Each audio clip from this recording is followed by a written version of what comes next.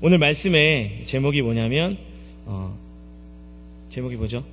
회복하라입니다. 오늘 말씀의 제목은 회복하라인데요. 오늘 말씀의 배경이 되는 본문이 이제 역대하 7장인데요. 오늘 말씀은 솔로몬이 이제 성전 그 낙성식을 하나님 앞에 드리는 어떤 그런 모습입니다. 낙성식이 뭐냐면 이제 공사를 다 마치고 어떤 건축물에 대한 공사를 마치고 그것을 기념하는 의식으로서 오늘 솔로몬이 낙성식을 드리는 것은 다름이 아닌 성전입니다. 낙성식 장면은 두 부분으로 나눌 수 있는데요. 오늘 우리가 읽진 않았지만 7장 1절부터 10절까지, 그리고 두 번째는 오늘 우리가 읽은 11절부터 22절까지 말씀입니다. 전체적인 이해를 돕기 위해서 앞쪽에 낙성식 간단히 살펴보면 1절에 솔로몬이 기도를 마칠 때 불이 하늘에서부터 내려와서 그 번제물과 그 제단을 사르고 여호와의 영광이 그 성전에 가득하니 라고 이제 낙성식을 시작할 때 말씀하고 있습니다. 성전에 불이 내려왔다라는 것은 레위기적 사관으로 보면 성전을 하나님께서 거룩하게 하셨다라는 의미로 해석할 수 있고요. 우리가 이번 주에 봤듯이 사도행전 2장의 말씀으로 사도행전의 사관으로 보면 실질적으로 하나님께서 그 성전에 임재하셨음을 우리에게 이야기하고 있는 것이죠. 그 임재하셨다는 말씀이 또 7장 하반절 이제 뒤쪽으로 가면 하나님께서 우리 가운데 임재하셨다는 사실들을 직접적으로 말씀하고 있습니다. 오늘 읽지는 않겠지만 3절을 보면 이스라엘의 모든 자손이 여호와께 감사를 드리고 하나님을 높이는 모습을 볼 수 있습니다. 이렇게 성전 낙성식은 하나님께 올려드리는 제사였고 이제까지 이스라엘 백성이 가나안 땅에서 정말 어렵게 살다가 그들에게 최고의 순간이 바로 오늘 이 성전 낙성식입니다. 생각을 해보시면 광야의 삶을 살았고요. 또 광야에서 살다가 어떻게 해서 가나안 땅에 들어오게 됐고, 가나안 땅에 들어와서 많은 여러 가지 어려움이 있었지만 그럼에도 불구하고 하나님께서 이 이스라엘 백성들을 이끄시고 인도하셔서 지금 최고로 흥분되고 최고로 기쁘며 하나님의 전이 완성된 그 상황 가운데 이스라엘 백성이 있는 것입니다. 이 성전 낙성식은 7일 동안 행해졌습니다. 얼마나 성대했는지를 보면 놀라운데요. 소가 2만 2천 마리, 그리고 양이 12만 마리가 그 성전 낙성식 7일 동안 다 죽임을 당하고 하나님의 제물로 바쳐졌다라고 성경은 기록하고 있습니다. 우리가 그 시대를 살아서 살지 않았기 때문에 이 규모가 어느 정도인지 잘 모르죠. 성경에서 정말 잘 사는 사람, 정말 이렇게 갑부 1위로 꼽으면 누가 있을까요? 오늘 얘기에 나온 솔로몬이 아마 제일 잘 살지 않았을까? 그 다음 제일 잘 사는 사람 누가 있을까요? 생각해 보시면 요셉, 또 요셉은 이제 총리니까 잘 살았을 거고, 또 누가 있을까요? 저는 욥이 생각이 났습니다. 욥의 재산을 살펴보니까요, 욥은 어려움 당하기 전에 그가 소유한 소가 1000마리였습니다. 그리고 양이 7000마리였습니다. 욥기 42장 43장 이제 그 끝나는 끝쪽에 보면 하나님께서 갑절에 영광을 주셨다 하여 욥의 재산이 2배가 되는데요. 그래도 소가 2000마리, 양이 14만 마리, 14,000마리 됩니다. 개인이 양을 14,000마리나 소유할 수 있을지는 잘 모르겠지만 아무래도 욥이 엄청난 부자였습니다.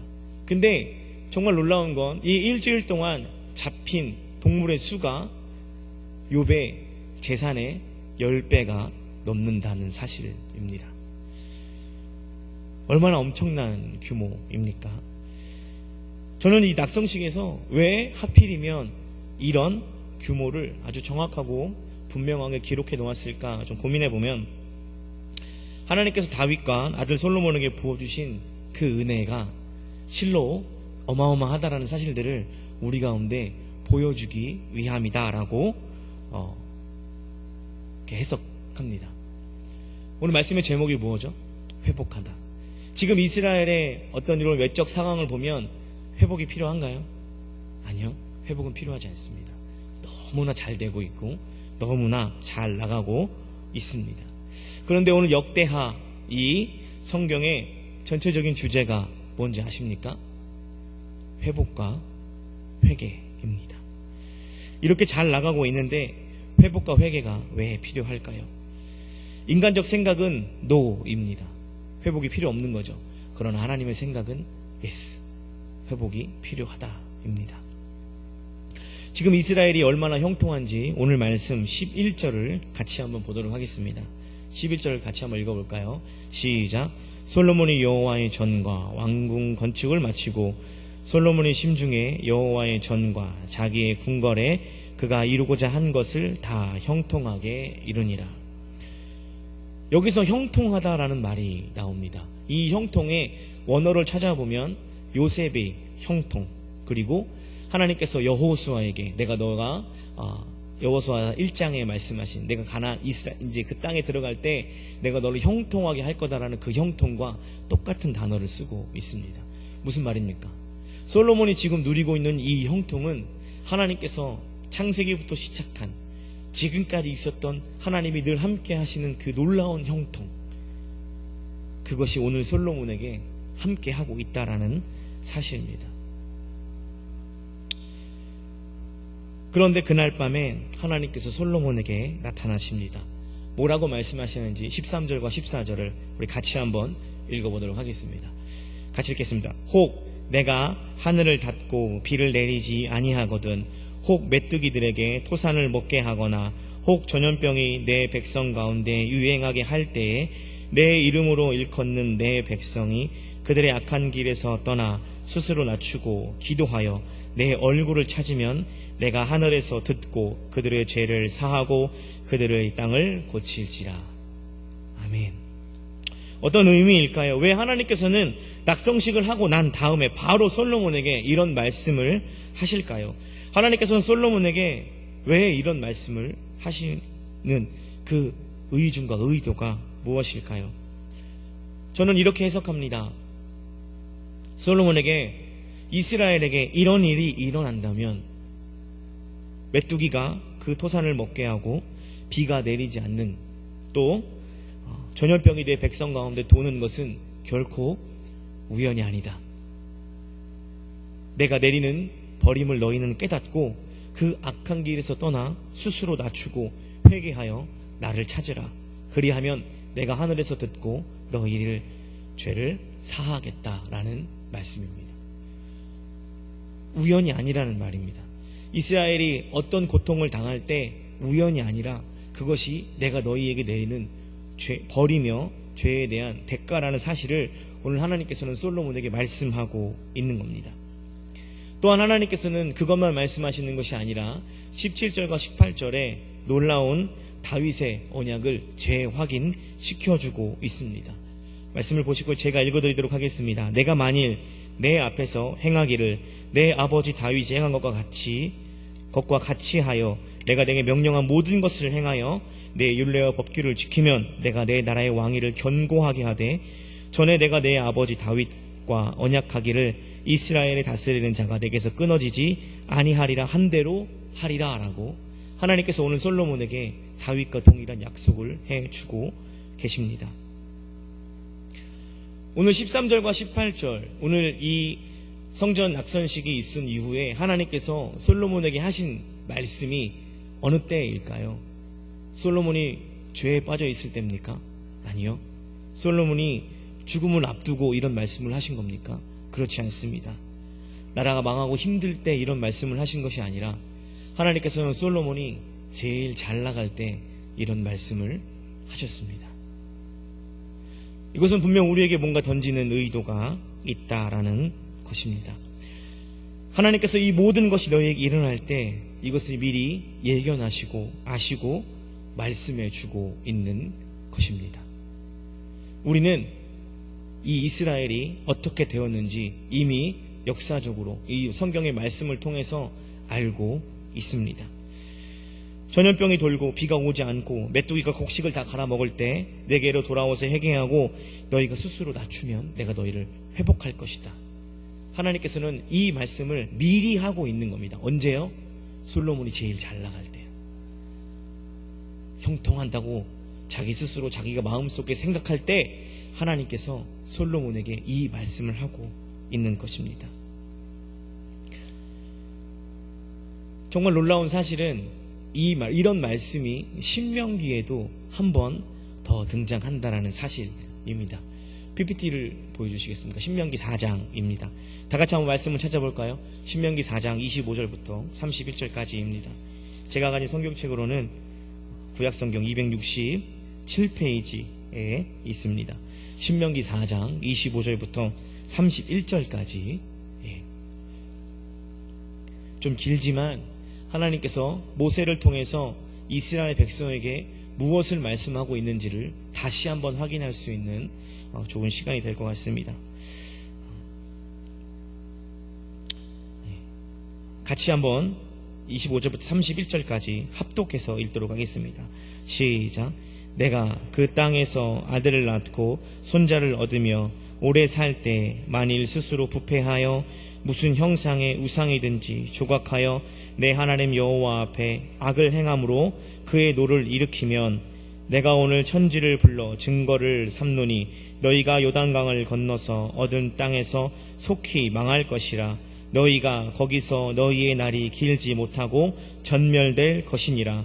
여호와께서 너희를 여러 민족 중 흩으실 것이요 여호와께서 너희를 쫓아 보내실 그 여러 민족 중에 너희 남은 수가 많지 못할 것이며 너희는 거기서 사람의 손으로 만든 바 보지도 못하며 듣지도 못하며 먹지도 못하며 냄새도 맡지 못하는 목석의 신들을 섬기리라.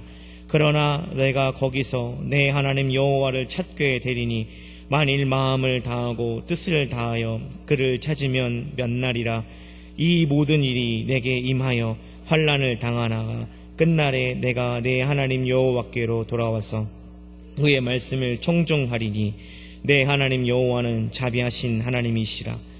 그가 너를 버리지 아니하시며 너를 멸하지 아니하시며 내 조상에게 맹세하신 언약을 잊지 아니하시리라. 아멘. 무슨 말씀입니까?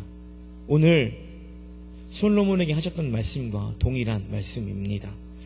오늘 이 신명기 4장의 말씀의 배경은 무엇입니까? 바로 요단 동편에 있는 모든 족속을 전멸시키고 그 요단 동편을 평정했습니다. 어떻게 보면 가나안 땅에 들어가기 바로 직전에 이스라엘이 영적으로 가장 민감할 때, 이스라엘이 영적으로 하나님 앞에 가장 올바르게 서 있을 때 모세가 이스라엘 백성에게 이 말씀을 하고 있는 겁니다. 오늘 솔로몬과 같이 이스라엘 백성이 제일 잘 나가고 있을 때 이 말씀을 하고 있는 거예요. 그러나 신명기 맨 뒤쪽에 보면 이스라엘 백성이 모세와 어떤 약속을 합니까? 우리는 하나님만 섬기리라. 얼마 되지 않아 지금 이스라엘 백성의 상황이 어떻습니까? 이스라엘은 남과 북으로 갈라졌습니다. 북은 아수르에, 남은 바벨론에 완전히 멸망됐습니다. 그리고 남유다의 성전은 회파됐고 하나님의 말씀하신 대로 그 성전은 사람들의 입에 오르락 내리락 하게 되었고 이야기거리가 되었습니다. 놀랍지 않습니까? 가나안 땅에 들어가기도 전에 하나님께서는 이스라엘 백성에게 너희가 망할 것이다 이야기하셨습니다. 솔로몬에게 성전 낙성식을 하면서 이 성전은 회파될 것이다 라고 말씀하고 있는 겁니다. 제일 잘 나갈 때, 제일 민감할 때. 말씀을 준비하면서 아니 하나님께서 이렇게 미리 말씀하셨으면, 하나님께서 이렇게 이스라엘 백성에게, 솔로몬에게 모세를 통해서 미리 말씀하셨으면 조심하고 또 조심해야 되는 거 아닌가? 라고 생각하게 됩니다. 그렇지 않습니까?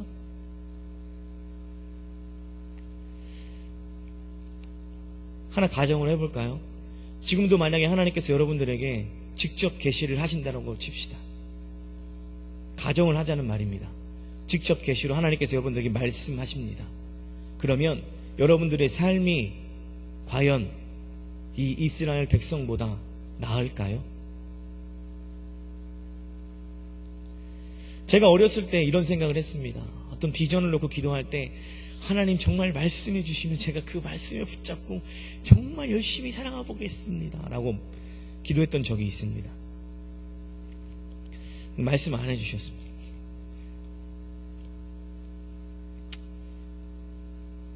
이런 생각을 하게 됩니다. 말씀을 묵상하고 준비하면서 만약 구약 성경처럼 지금도 동일하게 하나님께서 우리에게 말씀해 주신다면 인간은 과연 그 삶을 이스라엘 백성보다 잘 살 수 있을 것인가? 라는 질문을 우리 가운데 하게 됩니다. 근데 저는 모른다, 혹은 불확실하다, 혹은 가능성이 없다라는 결론을 내리게 됩니다. 왜냐하면 그때나 지금이나 인간은 여전히 죄인이라는 사실입니다. 왜 칼빈은 그의 5대 교리 중에 첫 번째로 인간의 전적 타락을 이야기할까요? 우리는 고민해 봐야 합니다.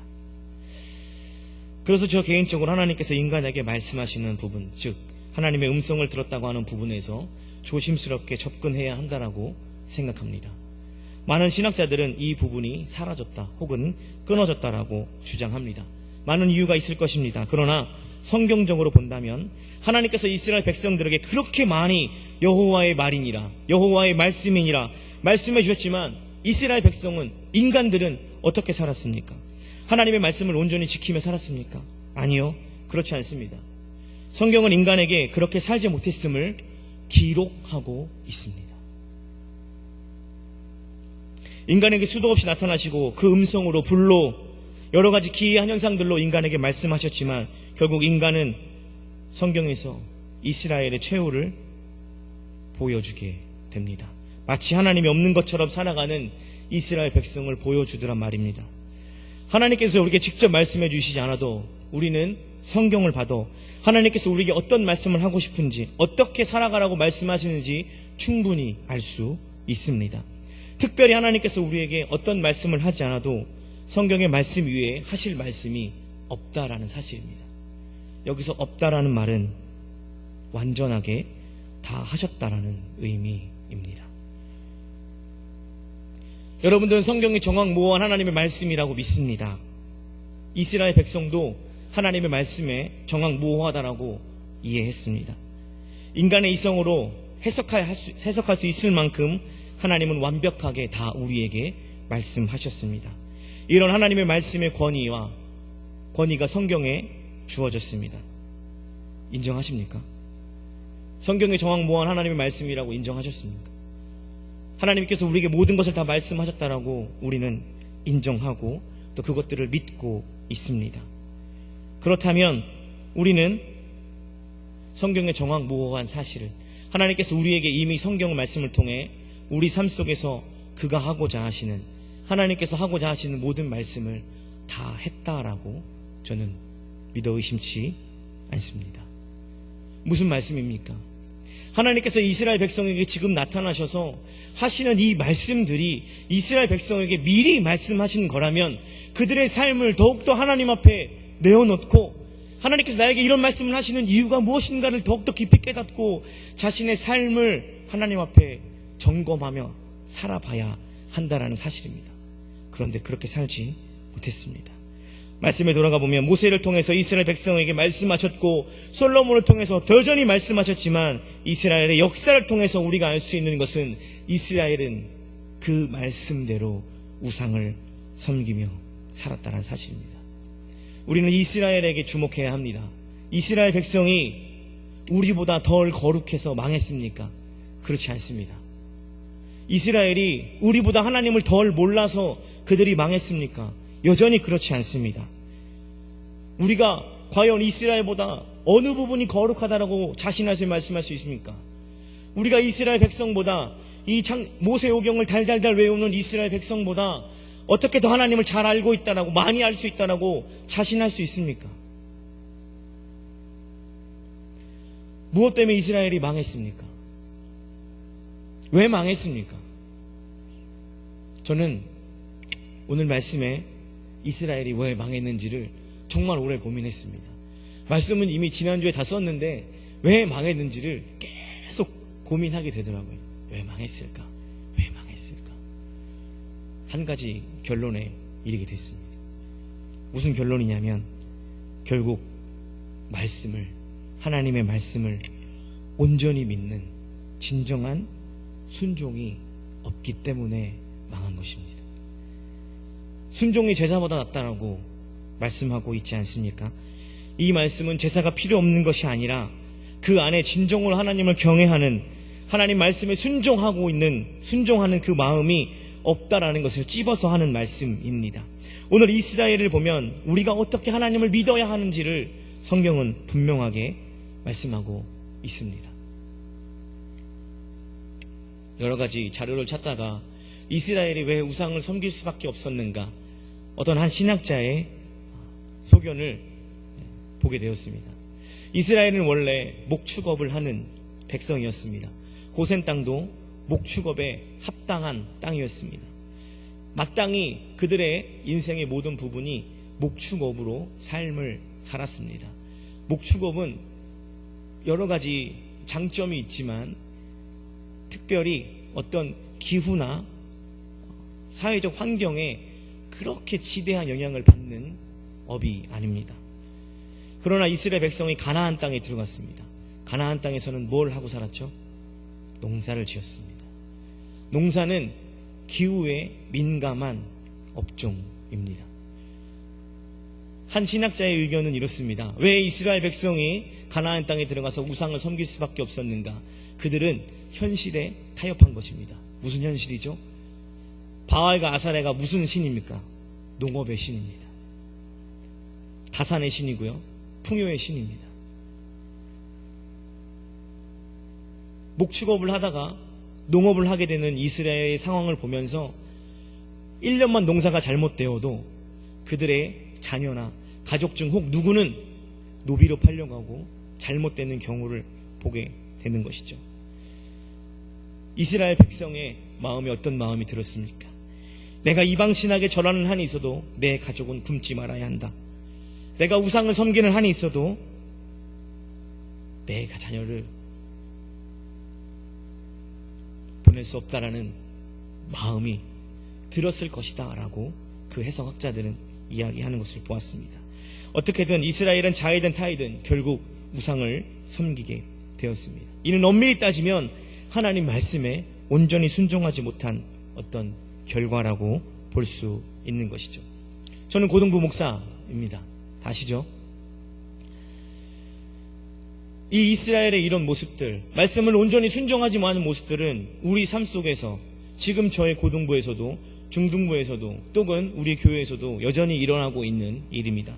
무슨 말입니까? 자녀를 주일날 교회에 보내지 않는 것은 큰 죄입니다. 왜 죄일까요? 자녀가 시험 때 교회에 보내지 않고 시험 공부를 할 수 있도록 배려한다라고 부모님들은 생각합니다. 그러나 이것은 암묵적 동의입니다. 무슨 암묵적 동의입니까? 인생의 중요한 결정을 내릴 때 너가 굳이 하나님을 선택하지 않아도 된다라는 부모의 암묵적 동의입니다. 이것을 피해갈 수 없습니다. 현신에 두려워 내가 내 농업이 망할 것 같은 이스라엘의 백성의 마음과 내 자녀가 지금 공부하지 않으면 당장 망할 것 같은 이 마음, 동일한 마음 아닙니까? 이 마음의 근본에는 하나님의 말씀을 온전히 순종하지 못하는, 하나님의 말씀을 말씀대로 믿지 못하는 그 죄된 본성이 그 안에 숨겨져 있는 거 아닙니까? 인생의 중요한 결정을 내려야 할 시기에 부모의 암묵적 동의가 자녀의 인생을 그렇게 흘러가게 만듭니다. 중요한 결정을 내릴 때 자녀는 하나님 앞에 찾아가기보다 자기가 부모에게 배운 대로 암묵적 동의를 해준 대로 세상의 가치관과 더 이 문제에 대해서 잘 아는 사람을 찾아가게 된다라는 사실입니다. 성도님들에게 묻고 싶습니다. 진짜 순종이 무엇입니까? 정말 하나님의 말씀에 순종하는 것이 무엇입니까? 말씀에 순종한다고 삶을 사는데 그 말씀에 순종하는 삶이 무엇입니까? 성경은 순종에 대해서 이야기할 때 순종할 수 없을 때 하는 순종이 진짜 순종이다 라고 말합니다. 지금 우리의 삶이나 우리의 자녀의 삶이나 지금 이스라엘 속에서 가장 중요한 게 무엇입니까? 순종입니다. 말씀의 결론을 맺도록 하겠습니다. 오늘 역대기입니다. 역대기는 언제 쓰여진지 아십니까? 혹시? 솔로몬의 시대에 쓰여지지 않았습니다. 역대기는 포로 시대 때 쓰여졌습니다. 무슨 말입니까? 나라는 이미 망했습니다. 나라는 이미 망한 겁니다. 망했을 때 이 솔로몬의 영광을, 그리고 성전 낙성식을 드리면서 하나님께서 이스라엘 백성에게 하셨던 말씀을 다시 상기시키는 말씀입니다. 오늘 역대기 저자가 우리에게 정말 하고 싶은 말이 무엇일까요? 그것은 솔로몬 시대, 아니 그 이전에 모세 시대에 통해서 우리에게 동일하게 하셨던 말씀. 우리가 이방 땅에서, 나라가 망해서 사람들의 이야기거리가 되고 안주거리가 되고 놀림을 당하지만 결국 회개하고 돌아오면, 말씀을 말씀대로 믿고 순종하면 내가 이스라엘을 회복시킬 것이다 라는 하나님의 그 말씀이 오늘 역대기 이 저자가 우리에게 해주고 싶은 말씀입니다. 사실 하나님의 말씀은 우리를 회복시키고 싶은 말씀인 것이죠. 하나님의 회복은 우리의 개인의 회복을 넘어 전 인류의 회복이고 모든 사람들의 회복입니다. 지금 이곳에 계신 오늘 성도님들께서 이 말씀을 통해서 회복되시기를 주님의 이름으로 축원합니다. 하나님께서 우리에게 하신 이 약속의 말씀을 믿고 순종하시기를 축원합니다. 그렇다면 우리는 어떻게 회복될 수 있는가? 성경은 오직 하나의 길밖에 없다라고 말씀하고 있습니다. 예수 그리스도. 그 예수 그리스도를 믿는 것밖에 우리가 회복될 수 있는 방법은 없다라고 성경은 이야기하고 있습니다. 결국 예수 그리스도를 믿는 것, 그를 의지하며 그가 하신 모든 말씀을 순종하며 믿는 것, 그것이 우리를 회복시키는 것입니다. 예수님께서 이 땅에 오셔서 무슨 말씀하셨습니까? 가장 처음에 하신 말씀, 회개하라, 천국이 가까이 왔다. 예수님께서 우리를 판단하시려고 오신 것입니까? 심판하러 오신 것입니까? 아니요. 예수님은 이 땅에 우리를 회복시키기 위해서 오셨습니다. 신분적 회복입니다. 죄인의 종된 신분에서 하나님의 자녀로 우리를 회복시키기 위해서 이 땅 가운데 오신 것입니다. 오늘 말씀을 마치면서 이 한 가지를 붙잡으셨으면 좋겠습니다. 주님 앞에 말씀을 말씀대로 믿으시기를 축원합니다.